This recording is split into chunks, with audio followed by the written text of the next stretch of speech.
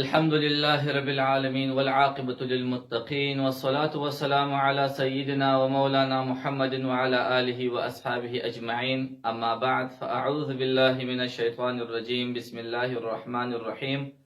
ولله الأسماء الحسنى. صدق الله العلي العظيم وصدق رسوله نبي الكريم. دا الله تعالی جل وعلا شانه لپاره نومان دي ډیر شایسته.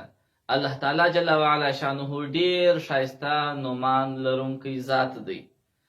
او نبی علیه الصلاة والسلام فرمایي چې د الله تعالی جل وعلا شانه لپاره یو کم سل نومان دي. چا چې دغه نومان په یاد کړل، الله تعالی جل وعلا شانه به یې جنت ته داخل کړي. علماء پر دې اسماء الحسنى باندې د الله تعالی جل جلاله پر دا شایستو مبارکو نومانو باندې ډیر کتابونه لیکلي دي. د دې نومانو زده کول، په هغه باندې عمل کول، د هغه ذکر کول، د هغه باندې د ایمان څرنګوالی غواړم د دې مختصر ویډیو له لارې تاسو ته وښیم. څو خبرې پکې سته. ولله الاسماء الحسنى یوه خبره خو دا ده چې موږ پر دې نومانو باندې ایمان څنګه ولرو.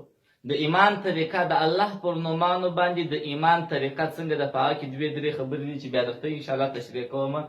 بله خبره دا ده چې د الله تعالی جل وعلا شانه د دې نومانو شمیر څومره دی، څومره شمیر لري. په حدیث شریف کې خو راغلي دي چې د الله تعالی جل وعلا شانه لپاره یو کم سل نومان دي، یعنی 99 اسماء الحسنى د الله تعالی جل وعلا شانه لپاره سته. آیا د دغه 99 څخه علاوه نور نومان هم الله تعالی جل جلاله لري؟ بلې وکې په حدیث شریف کې چې دا 99 نومان راغلي دي، د دې څخه علاوه نور نومان هم د الله تعالی جل وعلا شانه لپاره سته. او دغه 99 نومان چې کوم دي دې ته اسماء الحسنى وایي. د هغه څخه علاوه نور نومان هم لري. شمیر بیا په تفصیل سره څه خبره وکړو. بله خبره دا ده چې د الله تعالی جل وعلا شانه د دې نومانو فائدې، د دې فائدې څه دي؟ فائدې د الله تعالی جل وعلا شانه د دې اسماء او د دې مبارکو صفاتو او نومانو فائدې څه دي؟ که سړی دغه زده کړي، یوه فائده یې دا ده چې الله تعالی جل وعلا شانه به یې جنت داخل کړي، او داسې نور په تفصیل سره راځو. بله خبره چې د دغه اسماء الحسنى معناوي باید موږ سره معلومې وي. معناوي د اسماء الحسنى معناوي هم باید موږ پر د دغه ویډیو له لارې غواړم دغه څلور خبرې، یو او دوه درې څلور، دغه څلور خبرې تاسو ته تشریح کړم چې د اسماء الحسنى د الله تعالی د دې مبارکو نومانو باندې د ایمان کیفیت، څه رقم ایمان باید موږ پر ولرو.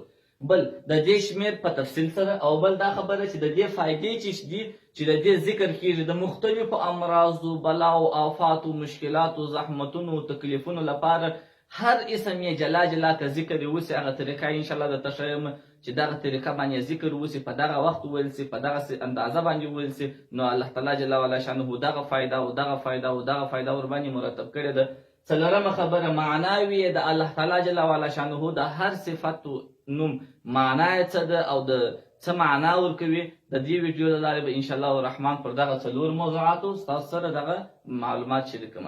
د الله تعالی جل جلاله د اسماء الحسنى او نومانو او صفتونو باندې ایمان. څنګه ایمان یو مسلمان باید ولري؟ یو، علما وایي چې هر مسلمان به ایمان لري چې د الله تعالی جل جلاله صفات او نومان شایسته دي. د الله تعالی ټول صفات او نومان دا شایسته او غوره او بهتره صفات لري. او بل الله تعالی جل جلاله د صفات او نومانو اړوند د مسلمان عقیده به داسې وي. مثلا الله تعالی جل جلاله الغفور دی، دا اسم سو، دا اسم د الله دی. الغفور الله تعالی بخښونکی ذات دی.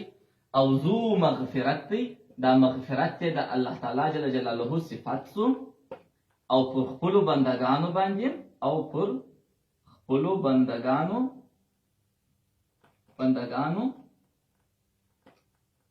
مغفرت کوي، او پر خپلو بندگانو مغفرت، او خپلو بندگانو ته دا به داسې کو، او خپلو بندگانو ته مغفرت کوي. د الله تعالی جل جلاله صفات ټوله ښایسته او غوره دي.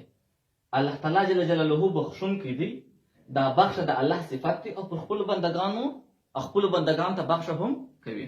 دا د ایمان اړوند خبر. بل شمیر یې موږ ته ویلي وه چې د ایمان څخه وروسته بله خبره دا ده چې د الله تعالی جل جلاله دغه اسماء الحسنا دا څو دانې دي، شمیر یې څو دی، د دې شمیر اړوند موږ ته ویلي وه. په حدیث شریف کې راغلی دي چې د الله تعالی جل جلاله نومان چې دي 100 دي. نبی علیه السلام فرمایي چې دغه نوي نومان چا په یاد کړله نو الله تعالی جل وعلا شانه به د هغوی په سبب جنت ته داخل کړي. او علما وایي چې د الله تعالی جل جلاله دا نومان چې دي د دې شمیر ډېر دا چشتي زیات دی، ډېر زیات دی. یوازې پر دا نوي نومانو باندې نه دی، یوازې د الله تعالی جل جلاله نومان دا نوي نه دي، در دغه هم زیات دي، بې شمیره دي. بې شمیره نومان او صفات الله تعالی جل وعلا شانه لري. دا نو په نورو روایتو کې هم راځي، خو مختصرا دوی درته وایم چې دغه نوي نومان چې دي دغه اوس مشهور دي په اسماء الحسنا سره. د دغه څه علاوه نور نومان هم الله تعالی جل وعلا شانه لري او هغه هم ټول د الله تعالی جل جلاله نومان صفات دي غوره او ښایسته دي. د الله تعالی جل وعلا شانه په نومانو کې د عیب او د نقصان صفت نسته. دا بل خبره. او بل درېمه خبره چې د الله تعالی جل جلاله د اسماء الحسنا په باره کې باید موږ کړی وای هغه دا و چې د الله تعالی جل جلاله د نومانو فائدې څه دي. دا چې سړی دا زده کړي په یاد کړي د دې فائدې به څه شوې. اوله فائده دا ده چې نبی علیه السلام فرمایي که چا د الله تعالی جل جلاله دا نوي نومان په یاد کړله د هغه ذکر یې کوي نو الله تعالی جل وعلا شانه د هغوی په سبب باندې چې داخل کړي جنت، یوازې الجنت جنت الله تعالی به یې جنت داخل کړي. بله فائده دا ده د دوهمه فائده موږ ته داسې ویلی سو چې د قبولیت د دعا د قبولیت سبب ګرځي.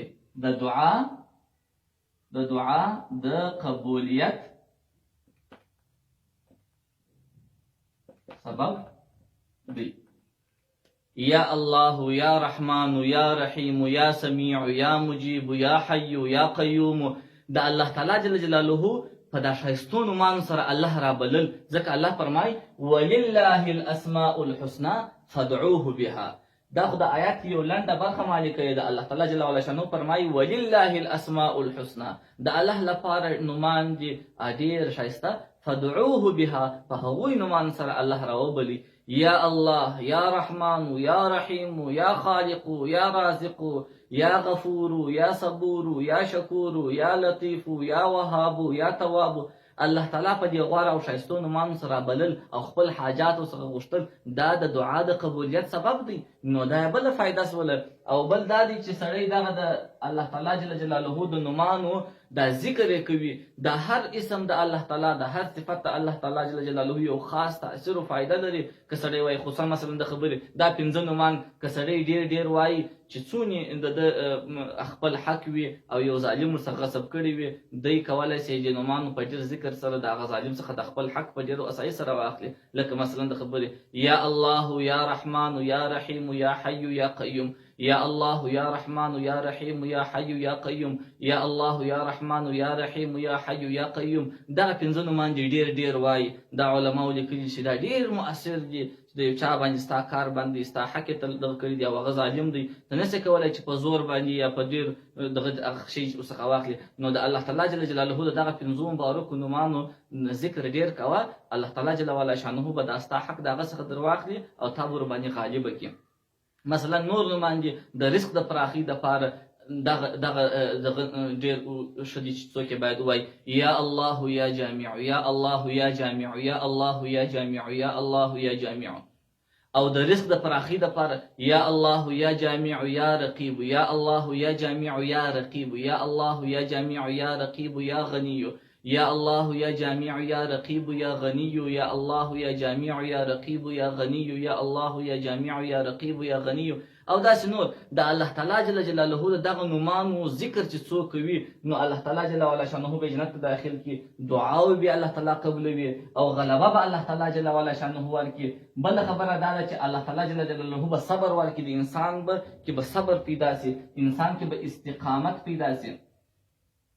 استقامت صفات په الله تعالی جل وعلا شانه ورکړي، دا سړی به ډیر استقامت لري. او بل به دلاوري به الله تعالی جل جلاله ورته ورکړي، خوشحالي به ورکړي، خوشحاله به وي، په زړه کې به یو ډول خوشحالي وي، یو نورانیت به الله تعالی جل وعلا شانه ورکړي.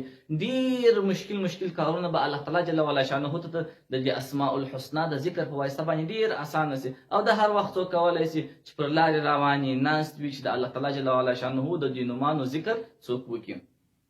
او داسې نور موږ کولی سو بله فایده دا ده چې سړی پر د خپلو اولادو باندې، پر خپلو کشرانو باندې، پر خپله څنګه نومان کېږي، عبد الله، عبد الرحمن، عبد الجلیل، عبد الودود، عبد العظیم، عبد الواحد، عبد الاحد، داسې نومان چې د الله تعالی جل وعلا شانه ته نسبت کېږي د عبدیت. عبد الله د الله بنده، عبد الواحد د هغه واحد یوه ذات بنده. دغسې نومان موږ باید کښېږدو. په عین حال کې که چیرې موږ د اسماء الحسنا سره رابط ولرو نو بیا به ډېر ښایسته کتابي او معناداره نومان ایږدو. نبي علیه الصلاة والسلام فرمایي چې بهترین او خوښ د نومانو الله تعالی ته هغه دغه نومان دي، عبدالله او عبدالرحمن.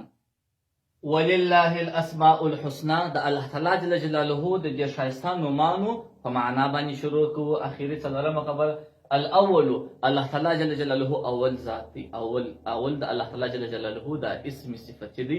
الله تعالی جل جلاله تر هر څه مخکې وو او د ده مخکې هیڅ نه وو، همیشه وو او همیشه به وي. اول دی. الاخر او اخر ذات دی، اخر هم دی، اول هم دی او اخر هم دی. نه د الله څخه مخکې څه شته او نه د الله تعالی جل جلاله څخه وروسته څه شته، همیشه وو او همیشه به وي. دغه خلاصه راوځي. الظاهر ښکاره دی الله تعالی جل جلاله په اعتبار د قدرتونه یې ښکاره دي، قدرت او قوت یې هر چاته ښکاره دی، صفات یې هر چاته ښکاره دي. او الباطن پټ دی په اعتبار د ذات یې چا نه دی لیدلی. العظیم ډېر لوی ذات دی. الواحد یو ذات دی، شریک نه لري، نه په صفاتو کې شریک لري، نه په ذات کې، نه د الله په رقم ذات څوک لري، نه د الله په رقم صفات څوک لري. الودود محبت کوونکی ذات دی.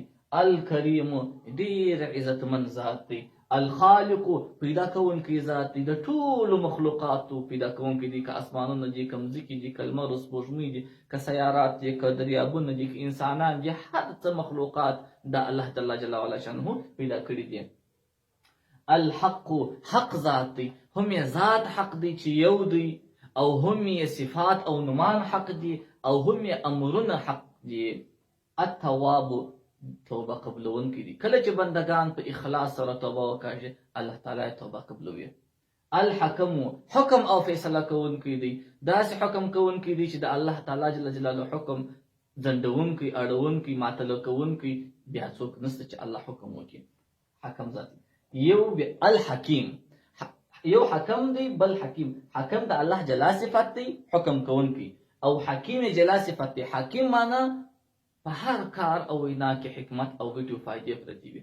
هیڅ وینا او هیڅ کار یې د حکمت او د ګټې څخه خالي نه دی. موږ نه وایو چې د فلانکي کار کې اوس بس د الله حکمت پکښې کې دی، زه نه پوهېږم. هر کار چې پیښیږي په د کائناتو کې، په مخلوقاتو کې، په مځکو، په اسمانو کې، د هر اړخ یې هر ذره د کائناتو دا د حکمت څخه ډکه ده. هیڅ شی هم په مخلوقاتو کې الله تعالی جل جلاله بې حکمت او بې فایدې نه دی پیدا کړي. الله حکیم ذاتي، په هر کار وینا کې حکمت او فایدې ستا بې شمېره. العزیز ډېر زورور ذات دی، خپل کم امر چې وکړي هغه امر پر ځای کې څوک یې مقابله نشي کولی. عزیز معنا څوک یې مقابله نشي کولی، زورور ذات دی. القدوس پاک ذات دی، د عیب او نقصان او د ظلم څخه پاک دی. قدوس سپېڅلی ذات دی. الصمد هیڅ چاته احتیاج او ضرورت نه لري، په داسې حال کې چې ټوله وده ته محتاج دی، خو دی و چاته احتیاج او ضرورت نه لري. الشکور شکور ذات دی. او السلام سلامتیا ورکوونکی ذات دی. الملک باچا دی، واکدار دی. الرافع پورته کوونکی ذات دی، د چا چې څوک یې خوښ په اعتبار د درجو د بلندۍ پورته درجې ورکوي. القوي ډېر قوي او زورور ذات دی چې اسمانونه مځکې مخلوقات چې څونه پیدا کړي دي هر څه باندې قادر او قوي دی، قدرت لري. القادر القوي، قادر هم قدرت لرونکی ذات دی، قادر دی او قوي دی، زورور دی. په عربي کې د دې معناو تر مابین ډېر په اعتبار د فصاحت او بلاغت څخه توپیر شته، خو د زموږ پښتو یا نورې ژبې د عربي څخه علاوه هغه د درو څلورو نومانو لپاره یوه ترجمه لري، په داسې حال کې چې عربي د هر لفظ لپاره جلا جلا معنا لري په اعتبار د څه فصاحت او بلاغت. الحمید داسې ذات دی چې د هغه حمد او صفت بیانېږي، د هغه حمد بیانېږي، حمد نه ویل کېږي، نو الله تعالی حمید ذات دی. العلیم په هر څه باندې عالم او خبر دی، هیڅ شی د علم څخه وتلی نه دی. الحفیظ حفاظت کوونکی ذات دی، ساتونکی ذات دی، د اسمانونو، د مځکو، د کائناتو، د مخلوقاتو د ټولو شان حفاظت کوونکی ذات دی. المعز عزت ورکوونکی ذات دی، چاته چې خوښه سي عزت ورکوي. المذل ذلت ورکوونکی ذات دی، چاته چې خوښه سي ذلت ورکوي د هغه د بدو اعمالو په واسطه باندې. السمیع اوریدونکی دی، څو نشان چې موږ وایو، څو حرکات او سکنات چې په دا کائناتو کې کېږي د هر څه اوریدونکی ذات دی، سمیع ذات دی. الحسیب کافی دی د خپلو بندګانو سره په حساب کولو باندې، حساب کوونکی کافی دی، بل چاته ضرورت نشته، یوازې الله تعالی جل جلاله کې کافی دی چې د بندګانو سره حساب وکړي. او دارنګ الغنی غنی ذات دی، هیڅ چاته احتیاج او ضرورت نه لري، غنی دی، بې پروا دی د خپلو مخلوقاتو څخه. الجبار غالب ذات دی، جبار ذات دی، د الله تعالی جل جلاله د حکم ځنډونکی، ردونکی، مقابله کوونکی څوک نشته. المتکبر تکبر او لوی کوونکی ده. ګوره تکبر دا د مخلوقات سره نه شای، د تکبر د مخلوقات لپاره دا ناوړی صفت دی، خو د الله تعالی جل جلاله سره بیا شای د الله تعالی لپاره بیا غوره صفت دی. ځکه تکبر کوم یو بل څوک تکبر کوي، یو بل مخلوق تکبر کوي، دغه سره نه شای، ځکه د یو مخلوق یو محتاج انسان دی، د ده سره تکبر نه شای چې دی کوي، خو د رب العالمین سره تکبر شای، ځکه چې دی خالق دی، رازق دی، مالک دی، واحد دی، احد دی، صمد دی، لا شریک ذات دی. د الله تعالی جل جلاله سره تکبر صفت شای، شایسته غوره صفت دی. د رب العالمین سره خو تکبر شای، نو دا د الله تعالی غوره او شایسته صفت دی، تکبر لوی کوونکی ذات. الفتاح فتاح ذاتي الله تعالی جل جلاله د مشکلات غوړونکي، د مشکلات اسانه کوونکي ذاتي. که چا باندې مشکلات راغلي، که چا باندې سختی او تنګي راغلي، هغه د الله تعالی جل جلاله دغه صفت ډیر ذکر کوي. الفتاح الفتاح الفتاح، الله به فتح او کامیابی ورته راولي، خوشحالي به ورته راولي، مشکلات به حل کړي. المنتقم انتقام اخیستونکي ذات، عذاب ورکوونکي ذات، هغه چاته چې هغه لایق د عذاب وي. که څوک ستا سره ظلم وکړي، یو څوک ستا په حق کې تجاوز وکړي، تیری وکړي، تا ته سخت مشکلات پیښ کړي، نو ته دغه وایه چې المنتقم وایه چې یا الهي یا منتقم ذات. اول خو سړی کوشش وکړي چې باید شرا ونه کړي، خو بالفرض که چېر داسې وي د دغسې کسانو دپاره چې ډېر ظالمان وي او ډېر د انسانانو د مسلمانانو ژوند او زندګي ورڅخه کړې وي، ګزاره یې د خلکو ډېر ورسخته کړي، نو المنتقم ذات دی، الله تعالی جل جلاله به انتقام ورڅخه واخلي، عذاب به ورکړي څوک چې حقداره دی. او المحیي ژوند ورکوونکی ذات دی. الممیت مرګ ورکوونکی ذات دی. ژوند هم د الله له طرفه دی، چې چاته یې خوښه سي ژوند ورکوي، چاته چې خوښه سي مرګ ورکوي. الهادي هدایت کوونکی ذات دی. هدایت هم د الله تعالی جل وعلا شانه په اختیار کې دی، چاته هدایت کوي او چاته هدایت نه کوي. د الله تعالی جل وعلا شانه مخلوق دی، هیڅوک پر الله تعالی باندې هیڅ ډول اعتراض نشي کولی. هر څه چې الله تعالی جل وعلا شانه خوښه سي هغه کوي، هیڅوک پر الله تعالی باندې اعتراض نشي کولی، ځکه چې الجبار ذاتي، الجبار هر څه چې کوي هیڅوک پر هغه باندې اعتراض کولی نشي. الباقي یوازې هم د ذات باقي، نور هر څه ختمېدونکي دي، که مځکه دي، که اسمانان دي، که مخلوقات دي، هر څه له منځه تلونکي دي، یوازې د الله تعالی جل وعلا شانه ذات باقي وي، بل شی به له منځه ځي. هر څه چې دي مخلوقات ختمېدونکي دي، خو یوازې د الله تعالی جل وعلا شانه ذات باقي دي. نو الله تعالی جل وعلا شانه دې وکړي چې دغه د اسماء الحسنا حفظ زما ټولو مسلمانو ورونو خون ته اسانه سي او وخت دې ذکر وکړي. السلام علیکم ورحمة الله وبرکاته.